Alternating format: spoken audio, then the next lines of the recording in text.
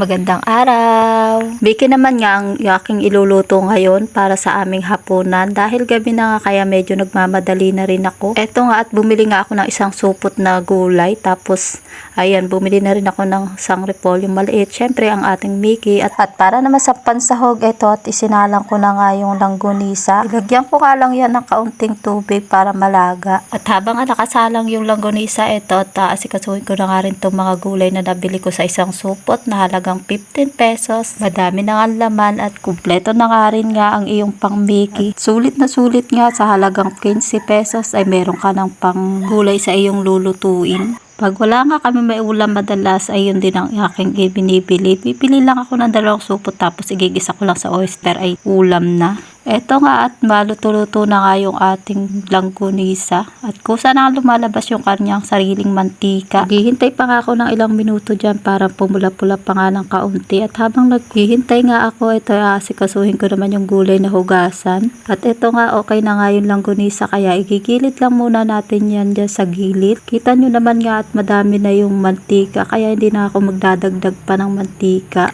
At dahil luto naman na ilang gunisa ito, tigigisa ko na nga rin yung bawang. Papupulahin lang din natin ng kaunti. At habang niluluto ko kanina yung langgunisa ay inaasahan kong pumutok pero hindi nga pumutok. At kaya ito at hahati-hatiin lang din natin para kumalat naman yung lasa sa ating iluluto. Sa totoo lang mga kananay, masarap din talaga yung langgunisa dito sa amin dahil purong-purong karne nga siya at wala nga halong harina at kitang-kita nyo naman kung gaano kadami lumabas na mantika sa kaninas. Kaya naman sulit na sulit din sa halagang 11 pesos. Maya nga lang mahati-hati ko na ito at ihinalo ko na rin kaagad yung langgunisa at ilalagay na rin natin kaagad yung mga gulay natin. Hahalo-haluin ko lang din ng kaunti at maya nga ay hahayaan lang natin yan magisa-gisa ng mga ilang minuto hanggang sa maluto na nga siya o medyo half cook. Naku, kung naaamoy nyo nga lang yung mga kananay ngayong mga oras na ito ay siguradong mananakam na kayo dahil umaamoy na nga at umaalingasaw na yung halimuyak ng bangko at sarap buong bahay at paligid. Eto nga at habang naghihintay nga magisa-gisa yung mga gulay, ito naman ang aking aasikasuhin. Huhugasan at paghihiwalay-hiwalayin ko na nga rin itong ating Mickey. Halatang bago nga lang din itong Mickey dahil mabango nga siya at ayan buong buo pa nga at nagmamantika pa.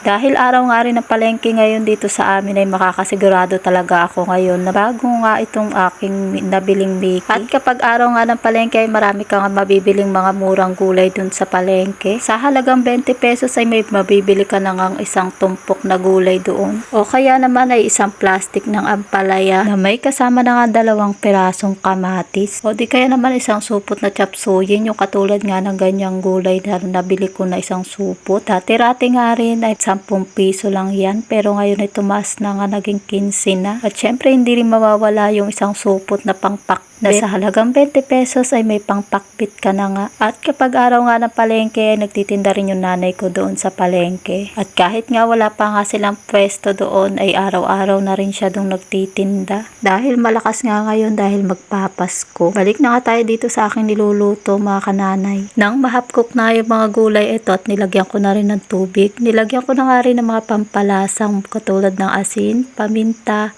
at syempre ang betchin. At pagkatapos ay hahalo-haluin ko lang para kumalat yung lasa. At tignan nyo nga naman mga kananay, hindi pa nga nailalagay yung Mickey pero napakarami na rin niya. Sa mababang halaga nga lang ay may pang-ulam ka na. At sa dami nga niyan ay siguradong hindi lang isang beses namin itong uulamin. Sigurado na namang magiging pangatlong init ang kalalabasan. Eto nga at kumukulo na nga yung tubig na aking inilagay kaya ilalagay ko na nga rin yung Mickey at hahalo-haluin ko lang para naman mag-combine. Ilang minuto lang din nga ang ating hihintayin dahil mabilis lang din na maluto yung Mickey noodles. Nung nalagay ko nga yung Mickey ay lalong dumami. Kaya sigurado na namang masosolve na naman kami nito. Siguradong mamaya-maya ay mamamapak na rin yung aking mga anak. Dahil hindi nga lang din ito pang ulam kundi pwede na rin pang merienda. Para na rin ngang mami yung pagkakaluto natin. Malasa nga at masarap bagay na bagay sa panahon ngayon na medyo malamig nga dito sa amin. Di pa nga siya gaanong luto pero mukhang masarap na nga at itsura pa lang talagang mapaparami na naman ang kain.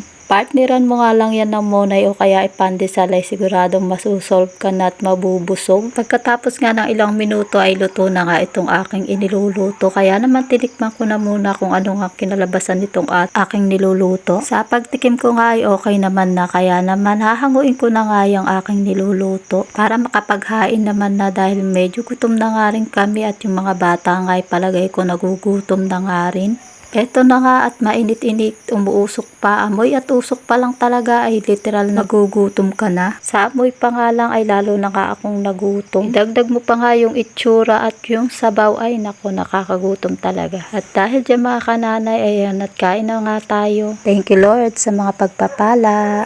Nagsasandok na nga ako ng pagkain namin ng mga kambal at magsasabay-sabay na nga kaming kumain dahil gutom na nga rin talaga ako niyan. Eto nga at nakikita nyo, hindi naman ganong nagustuhan ng aking mga anak, kaya ayan, punong-puno nga yung plato ng pagkain. Yung isang mangkok nga na sinandok ko kanina ay ala na rin, kaya eto at ibinuhos ko na rin sa aking plato. Pinagsandok ko na lang ulit sila at eto nga yung mga kambal, nakikita nyo naman nag-aapuran na rin. Hindi rin nga halata na nagugutom na rin sila. Gusto na nga nila agad magpasubo at ayan, hantay na nga rin sila. Nakikita nyo naman umakyat pa sa upuan yung isang kambal. Hinihipan ko pa nga lang ay parang di na sila makipaghantay, kaya ito itinutok ko na nga sa electric pan para mabilis lumamig. Sasamantalahin ko habang nasa mood pa sila na gustong kumain. Napakahirap din talaga nilang pakainin kapag ayaw nila. Ipinipilit ko pa nga minsan na ibuka yung bibig nila para lang makakain sila. May paihip-ihip na nga rin siyang nalalaman at palagay ko'y gutom na nga rin talaga. Noong natikman nga nila at nalasahan ay naman na ang buka ng kanilang bibig. Hindi ko na nga rin malaman kung sinong uunahin kong subuan sa kanilang dalawa. Sa palagay ko nga ay nagustuhan nga rin nila. At hanggang dito na nga lang muna mga kananay, dahil magpapakain pa nga ako nitong mga kambal na ito. Salamat po sa inyong panonood at nawa ay pagpalain tayong lahat ng ating Panginoon.